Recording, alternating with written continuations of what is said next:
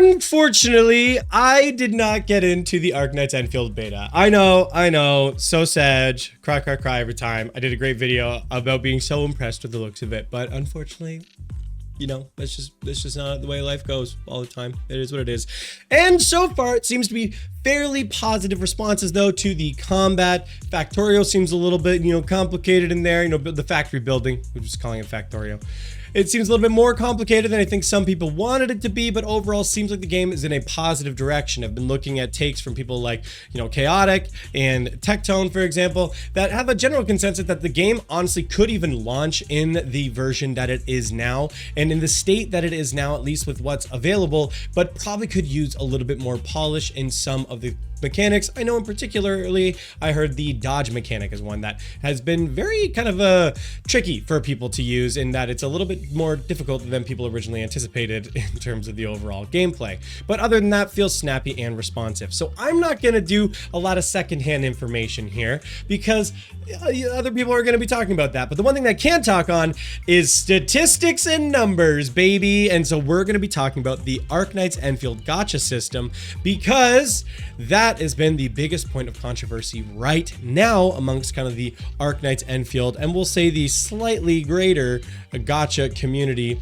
in wanting to kind of talk about this. And so a lot of people have been saying, hey, this is probably one of the worst Gacha systems to exist in the genre. I don't know about that. I think it's a little bit more nuanced than some people are making it out to be, but I want to give my take on it. So I've got this Reddit post here.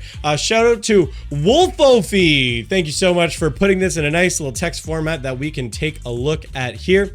We've got two gachas here: character gacha, weapon gacha, and then kind of like a ticket, pity system. So let's go through and take a look at them. So character gacha, one pull equals 500 of the the 500 of the premium currency. 10 pull is 5,000 of the premium currency. Drop rates are the 6-star, which is like, S rank, 5 stars in HSR, other games. Your 6 stars at 0.8%. Whenever it's less than a 1%, honestly, that always hurts my insides. It just feels so low. So low. And 5 stars at 8%, less than 10%. Again, crazy. That just is horrible to see. But, gachas are gachas, I guess. It's 50% of having a rate up character, 50% of having a standard character that's available. 50-50 systems, not that uncommon, not that weird, kind of been set as industry standard. Thank you, Genshin Impact. We all hate you for it. Anyway, 1 5-star guaranteed every 10 pulls. So like an A rank or a 4-star character in HSR or something else. Carries over to the next banner. That's great. We always love carryover. Carryover is a positive thing. We're huge fans of that. After 65 rolls, the rate of pulling a 6-star increases by 5% per rolls, all the way up until 80 rolls guarantees a 6-star. So far, just looking at that, that's actually like fairly typical. I don't think that's what people are bothered by overall.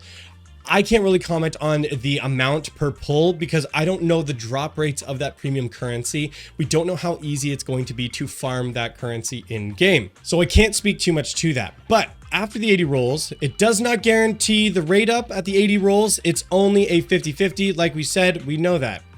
So this carries over to the next banner, meaning in the way that I'm interpreting this, if you were to pull 40 times and then you don't get a 6-star character, and then you roll over into the next banner and you pull another 40 times, on the 80 rolls, you are still going to be guaranteed a 6-star character, but it is still just going to be the 50-50. So again, not that weird, not that atypical. This is where it gets a little more complicated. 120 rolls guarantee the 6-star rate up character, but this is only once per banner, and it does not carry over to the next banner. Now, one thing I know is going to be an immediate flag for everybody is does not carry over to the next banner. Never, ever is it a positive thing when pity resets on a gacha banner. When that happens, you're out. You're already cooked on that one. I'm sorry. Nobody likes that being included in gacha mechanics. Nobody likes a resetting pity. It's a huge deterrent for me in wanting to ever try a new gacha game. If I find out that I don't get the rate up on a character, or I can't, get to the pity in time, This isn't as bad, but there are some games that, let's say you have an 80 pity and you pull 70 times, you don't get the character and the banner resets, you go back to 0 and then you start from 80 again going in. It's crazy. That kind of stuff is literally game breaking for me, that I would never want to even like try and experience that. But the 120 roll guarantee is only once per banner and does not carry over. So once per banner, meaning you only get a guaranteed character once. So if you want to pull for dupes, you're cooked. And if you're a free-to-play or low spender and you just want to guarantee a character, you need to make sure you're going into a banner roughly with at least 120 pulls that you're sitting on. Because if I'm understanding this correctly, and if players are understanding this correctly, you need to pull 120 times on the rate up banner. Not, 60 pulls and then 60 pulls again, and then you eventually hit that 120. Like in our previous situation, let's say you do 40 pulls on this 80 roll banner, and then, you miss it. Well, you only get to go 40 more pulls to get to the 50-50. It's not then another 40 pulls, 80 pulls total to go up to 120. You would be starting at 0 on this 120. The hard pity for a rate up character is always 120, and that resets. That, let's be real here, that sucks. That sucks if you're somebody who wants to, build pity or, test your luck on other banners. Like, you now can't do that. Or the risk to doing that is so much more of a risk, because then you are completely eating up or wasting any possibility of the 120 rolls. Like, sometimes it's fun in a gacha game when a rate up character comes that you don't plan on actually getting, you don't have any pity save. You might throw in a couple 10 pulls just to see, just to try your luck. Maybe you get a little bit lucky, you get the character early, which is great if you do, awesome. But if you don't do that, you've still got your 20 to 30 pity that's already being built up going into the actual rate up character that you want. You would completely lose all of that. And I'm not gonna lie, that sucks. When I was originally hearing this, I was like, you know what? That's not so bad, because what that means, so instead of 160 rolls needed to guarantee a 6-star, 50, losing the 50-50, getting them on the next rate up. So instead of it being 160 pulls, you actually only need to do 120, because you do the 80 and then you do 40 over and then you get it. Okay, actually that's not so bad, except that resets. That does not carry over. This circumstance really only works for one demographic of player, and it only really benefits one demographic of player. People who know who they want to pull and are just saving for them specifically, and they only want one copy. That is who benefits from this kind of system, because if you're going in and you're like, oh yeah, no, I've saved my 120, I want the character, I only want one copy, cool. Then you don't have to save 160 just to guarantee that character after losing the 50-50. You only have to save 120, great, congratulations, you did that. However, for anyone else, you are always going to have to be thinking about that 120 rolls, making sure that you have that available for those key or meta units as they come up, or whoever you are chasing, because if you don't, you have a really good chance of just missing the character entirely, which I'm sorry, that just sucks.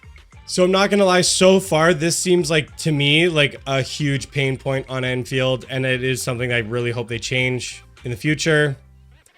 If you have the opportunity to do a feedback form, I would encourage you to do so. Ticket shop seems pretty typical. Rolling for a character gives tickets. You can use the tickets to buy weapons in the shop or to buy additional pulls for pulling on weapons in the shop. Like, it seems like a pretty kind of, typical additional pity system available there. Nothing to write home about. And then we have the weapon gacha itself, which is also very different in terms of like its overall rate breakdown. You got your 6-star weapons at 4%, 5-star weapons at 15%. Honestly, baseline, really high percent rate. The only highest time I've seen rates that high is like Nikkei. But that's because it's an idle battler, which benefits a lot more in having multiple units. So that does feel really high. It is on like a base rate. You have a 25% of the rate up weapons, 75% on having a standard weapon, which also sounds crazy to me. Like 25%. Like, I get it. They're trying to balance it out. Like, oh, really high rates, but it's only 25%. I don't know. That sounds like pain to me. That's how many tickets per pull for a 10 multi. You get a 5-star weapon guaranteed every multi-pull, and every 4 multis, you are guaranteed a 6-star weapon. But this also does not carry over to the next banner. So if you've done 2 multi-pulls, 2 10 pulls, you go to the next banner, sucks to suck, resets back to 0. You got to do 40 multi-pulls again just to guarantee 1 6-star weapon, which I hate these resets. The 8th multi guarantees the rate up weapon. But again, this also falls under the only once per banner, does not carry over into the next banner, which is crazy. So all that being said, what's my ruling on this gacha? This 120 rolls, again, like I said before, is nice for the player who saves for one specific character and wants to go all in on that character and only wants a single copy, because now your overall hard pity is, instead of it being 160, is 120. Congratulations, you're on the lower end of that rate. For everyone else, this sucks. Pity not carrying sucks whenever there are pity in the games. I think they should fix that, and I think is one of the biggest things that the game needs changed at this point in time, at least from everything that I've been seeing about it. But let me know what you think in the comments down below. Do you think this pity system is as bad as we're making it out to be? Do you think it is, does benefit a certain kind of player, or are you just saying, hey man, it's gacha, like you got to deal with it? Personally, I think now's the time for feedback. It's closed beta, so let's get it in there. Get it in there if you can. But that's going to be it for me. Thank you so much for watching. See you next time.